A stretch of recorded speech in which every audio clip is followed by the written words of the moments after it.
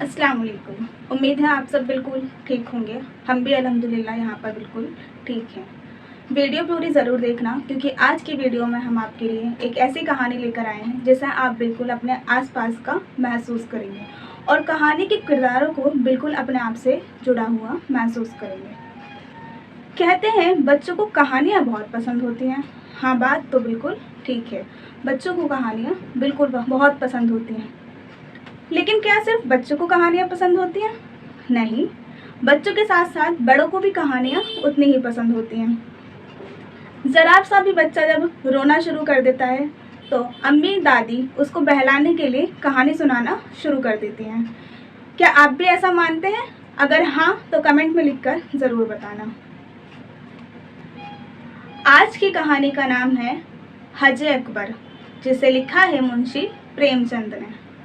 हजे अकबर का मतलब पूरा जानने के लिए कहानी को पूरा सुनना पड़ेगा। कहानी बिल्कुल दिल को छू लेने वाली है, इसलिए कहानी को पूरा सुनिएगा। चलो, कहानी को सुनने से पहले हम कहानी के किरदारों को जान लेते हैं। कहानी में 4 किरदार हैं। कहानी का नाम है हजे अकबर।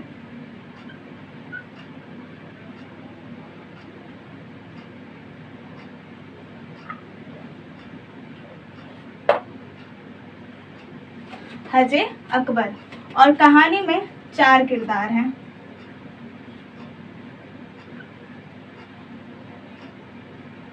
पहले मुंशी साबिर हुसैन,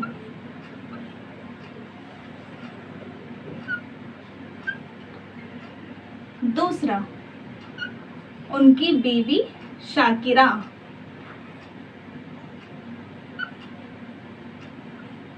तीसरा उनका बेटा 3 साल का नसीर, जो कि है 3 साल का, और चौथा उनके घर में काम करने वाली अब्बासी, यानी कि आया, जो घर में काम करती हैं। अब हमने किरदारों को तो जान लिया, चलो कहानी भी जान लेते हैं। मुंशी साबिर हुसैन की आमदनी कम थी, लेकिन फिर भी एक आया रखने के लिए मजबूर थे, ताकि समाज में उनको जिल्लत को महसूस ना करना पड़े। मगर उनकी बीवी शाकिरा को आया बिल्कुल पसंद नहीं थी। ऐसा क्यों था कि जो आया अब्बासी उनके बेटे की इतनी खिदमत करती थी, दिन भर खिलाती थी, खाना खिलाती थी, नहलाती थी, जिस्म पर तेल लगाती थी और पूरे दिन उन्हीं के बेटे की खिदमत करने में लगी रहती थी, लेकिन उसके बावजूद शाकिरा को अब्बासी बिल्कुल पसंद नहीं थी। और एक दिन ऐसा आया जिस दिन शाकिरा ने मुंशी साबिर हुसैन की एक ना चलने दी और आया अब्बासी को घर से निकाल कर ही दम लिया। ऐसा क्यों किया शाकिरा ने कि आया को निकाल दिया, और उसके बाद क्या हुआ चलो जानते हैं। आया अब्बासी नसीर से बहुत मोहब्बत करती थी। दिन भर उसी को खिलाती पिलाती, जिस्म पर तेल लगाती, ताकि बड़े होकर वो तंदुरुस्त बने, और दिन भर उसी के साथ रहती, उसको बहुत ध्यान रखती। और ऐसा नहीं है कि नसीर को उनसे जुड़ाव ना हो, नसीर को भी बहुत ज़्यादा आया अब्बासी से जुड़ाव था। दिन भर वो उन्हीं के साथ रहता, खेलता, खाता, पीता, नहाता और साथ में पढ़ाई भी करता, और आया अब्बासी के साथ बहुत खुश रहता था। मगर शाकिरा को अब्बासी बिल्कुल भी पसंद नहीं थी, क्योंकि उन्हें हमेशा ये शक रहता था कि अब्बासी उनके पैसे बचाती है। बाजार से सामान लाकर वो अपने पैसे बचाती है, घर से चीज़ें छुपा छुपा कर वो खुद खाती है, और इसके अलावा वो उन्हें प्यार प्यार में लूट रही है। ये शक शाकिरा के मन में हमेशा बना रहता, इसलिए उसको अब्बासी बिल्कुल पसंद नहीं थी। और उसको लगता अगर यदि ऐसा ही रहा तो शाकिरा अब्बासी उनको बिल्कुल पूरी तरह लूट लेगी और वो बिल्कुल कंगाल हो जाएंगे। फिर एक दिन अब्बासी बाज़ार गई और बाज़ार से आने में उसको ज़रा देर हो गई, क्योंकि बाज़ार में उसे कुछ रोशन चेहरे नज़र आए जो कि हज के बारे में उनको बता रहे थे, हज के बारे में उनको हिदायत दे रहे थे, हज पर क्यों जाना चाहिए, हज पर कैसे जाना चाहिए, और हज के बारे में कह रहे थे कि साल में अपनी ज़िंदगी में एक बार इंसान को हज पर ज़रूर जाना चाहिए, हज के लिए पैसे इकट्ठे करने चाहिए। ये सभी बातें वो लोगों को बता रहे थे। अब्बासी भी उन बातों को सुनने लगी और अब्बासी को उन बातों में दिलचस्पी आने लगी। कब वक्त गुजर गया अब्बासी को मालूम ही नहीं चला। फिर अब्बासी के कानों में पहर बजने की घंटी आवाज़ सुनाई दी और अब्बासी बोली, हाय अल्लाह, आज तो बहुत देर हो गई, आज तो बेगम साहिबा मुझको कच्चा ही चबा जाएंगी, चलो जल्दी घर के लिए रवाना हो जाऊं। और ये कहकर वो घर के लिए रवाना हो गई। इधर शाकिरा भी दरवाजे को ही तक रही थी कि कैसे ही अब्बासी आए और वो उनको 100 ताने सुनाए। और जैसे ही अब्बासी घर में घुसी वो उसको घूरने लगी। अब्बासी के दिमाग में कुछ ना सूझी और जल्दी से नसीर बेटे को उठाकर गोद में बोली, चलो नसीर बेटा, तुमको जल्दी से खाना खिला दूं। लेकिन शाकिरा तो पता नहीं आज किस गुस्से में बैठी थी और उसने नसीर को झटक कर अब्बासी की गोद से लिया और बोली, तुम्हारे बिना मरा नहीं जाता, मुझको भी इसको बखूबी संभालना आता है।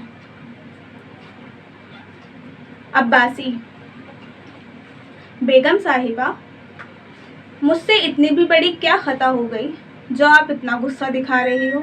ज़रा आध पौन घंटा ही तो देर हुई है, आप तो ऐसे कर रही हैं पता नहीं कितनी बड़ी खता हो गई हो, मुझे माफ़ कर दीजिए।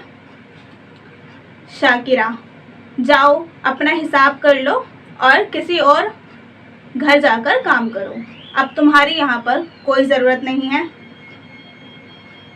इतने ही देर में मुंशी साबिर हुसैन घर में आ गए और बोले, भाई क्या बात है, माहौल इतना गर्म क्यों है?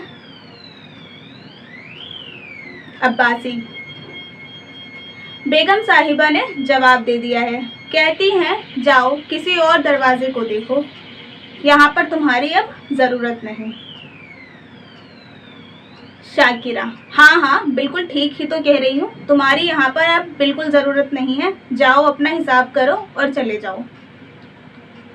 अब्बासी, ठीक है अब्बासी ने भी गुस्से में कह दिया, ठीक है जाती हूँ।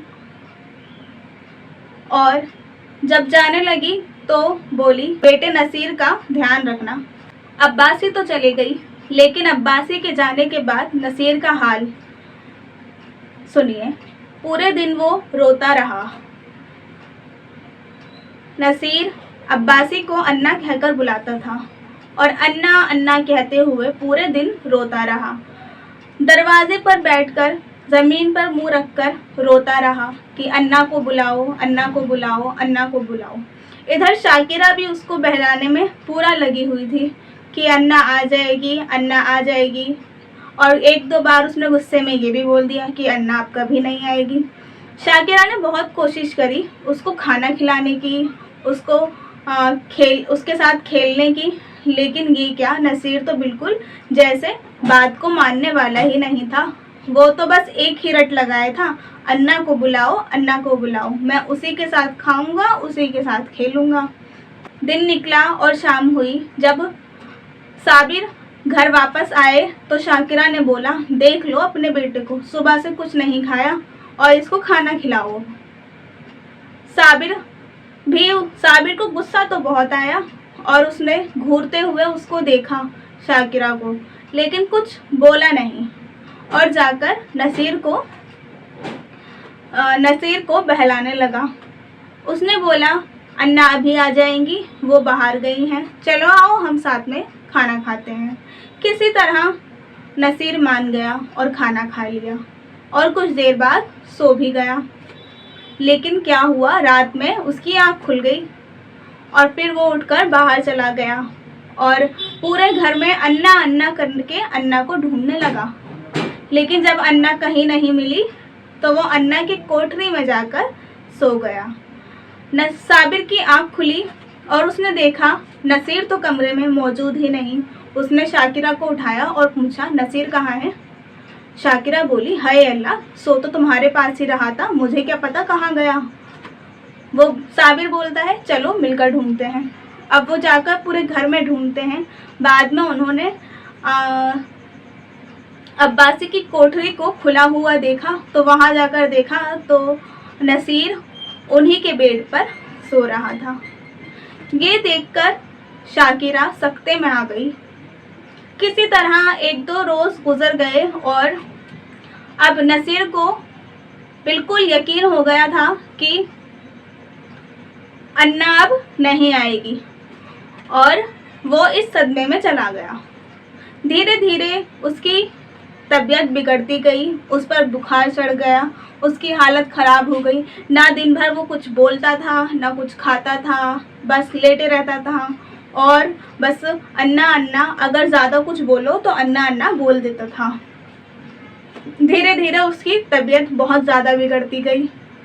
फिर शाकिरा ने बोला, बड़े से बड़े हकीम और डॉक्टर को बुलाओ, मैं अपने बच्चे को ठीक करना चाहती हूँ, मैं उसको इस तरीके से नहीं देख सकती। साबिर बोला, तुम जानती हो ना वो कैसे ठीक होगा, उसको किस चीज़ की ज़रूरत है? शाकिरा बोली, हाँ उसको डॉक्टर की ज़रूरत है, डॉक्टर को बुलाओ। बड़े से बड़े हकीम और डॉक्टर को बुला लिया, चेक करा लिया, लेकिन बुखार उतरने का नाम ही नहीं लिया।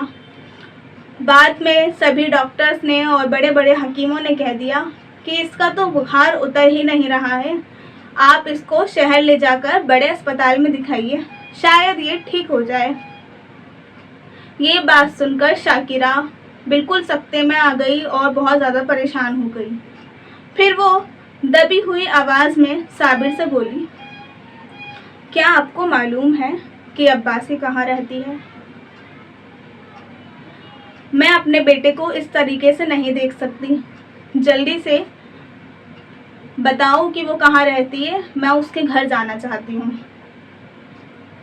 साबिर, हाँ हाँ जानता हूँ, वो बड़े बाज़ार में रहती हैं और अखाड़े वाली गली में रहती हैं।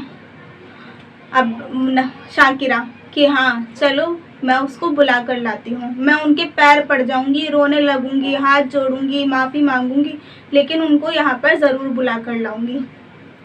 साबिर, मैं मुनासिब नहीं समझता कि तुम उनके पास जाओ, अगर तुमने गुस्से में फिर कुछ बोल दिया तो कहीं ऐसा ना हो कि वो ना आए, मैं ही जाता हूँ और बुला कर लाता हूँ। शाकिरा बोली, क्या मुझको अपना बेटा अजीज़ नहीं? मुझे दुनिया में सबसे ज़्यादा अजीज़ मेरा बेटा ही तो है, उसके लिए मैं कुछ भी करूँगी। अगर आपको जाना है तो आप चले जाएं, लेकिन उसको ज़रूर बुलाकर लेकर आना। अब साबिर चले, साइकिल निकाली और अब्बासी को बुलाने के लिए गए। अब्बासी के घर पहुँचे, देखा ताला लगा था। पास पूछा कि अब्बासी कहाँ है? पास वाले घर में रहने वाले लोगों ने बताया कि वो तो अभी स्टेशन के लिए रवाना हुई हैं, क्योंकि वो हज पर जा रही हैं। साबिर मायूस हो गया कि वो तो हज पर जा रही हैं, अब उन्हें रोकना भी ठीक नहीं है, तो अब मैं उन्हें कैसे बुला कर लाऊं? लेकिन फिर उसने सोचा, चलो रोक तो नहीं सकता उनको, लेकिन उनसे यही कह दूंगा कि वहाँ मेरे बेटे के लिए दुआ करना और वो जल्द से जल्द ठीक हो जाए। इस सोच में वो स्टेशन के लिए जल्दी से निकल पड़ा। वहाँ जाकर पहुँचा तो उसने ट्रेन की हर खिड़की को देखा, लेकिन उसको अब्बासी कहीं नहीं दिखी। लेकिन अब्बासी ने साबिर को देख लिया और आवाज़ लगाई, साबिर मियाँ, मैं ये रही। उसके बाद साबिर मियाँ वहाँ पहुँचे और कहने लगे, आप तो हज पर जा रही हैं। अब्बासी बोली, हाँ यहाँ तो मेरा कोई नहीं, सोचा अल्लाह की इबादत करने के लिए हज पर ही चले जाऊँ।